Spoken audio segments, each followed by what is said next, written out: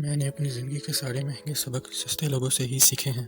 کسی کو اتنا مجبور نہیں کرنا چاہیے کہ وہ اپنی خاموشیاں توڑ کر لفظوں سے تمہاری دھجیاں اڑا دے۔ جنہیں آپ کو غلط ہی سمجھنا ہے وہ لوگ آپ کی خاموشی کو بھی غلط ہی مطلب لیں گے۔ میں مانگ رہا تھا تجھ کو خدا سے، پھر مجھے یاد آ گئیں مجبوریاں تیری۔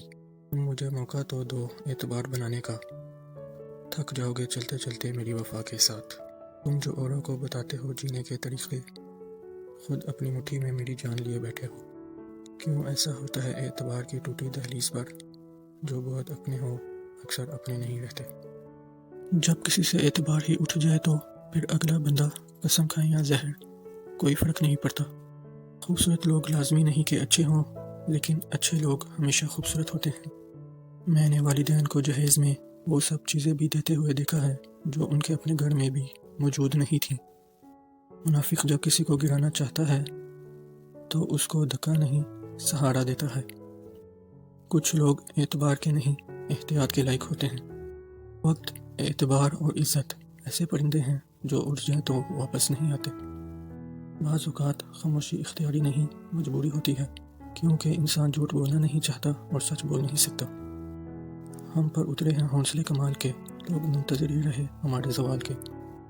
وہ جو تہمت لگاتے ہیں مجھ پر، میرے صبر کی مار کھائیں گے۔ کتنے مجبور ہیں ہم پیار کے ہاتھوں، نہ تجھے پانے کی اوقات، نہ تجھے بول جانے کا حوصلہ۔ کبھی خود کو میری جگہ رکھ، تجھے ترس نہ آئے تو چھوڑ جانا۔ اگر اللہ پاک تمہاری دعائیں پوری کر رہا ہے تو وہ تمہارا یقین بڑھا رہا ہے۔ اگر دعائیں پوری کرنے میں دیر کر رہا ہے تو تمہارا صبر بڑھا رہا ہے۔ اگر تمہاری دعاؤں کا جواب نہیں دے رہا تو وہ تمہیں آزما رہا ہے، اس لیے ہمیشہ دعائیں مانگتے رہو۔ خاموشیاں کبھی بے وجہ نہیں ہوتی، کچھ درد ایسے بھی ہوتے ہیں جو آواز چھین لیتے ہیں۔ زندگی کا سفر تو بس اتنا سا ہے، آتے ہوئے اذان ہوئی اور جاتے ہوئے نماز۔ اے قبرستان تیری آغوش میں اتنا سناٹا کیوں؟ لوگ اپنی جان دے کے تجھے آباد کرتے ہیں، مجبوریوں کا سہارا لے کر تو یہاں سب ہی چھوڑ جاتے ہیں۔ تم کچھ نیا کرنا، نبھا جانا۔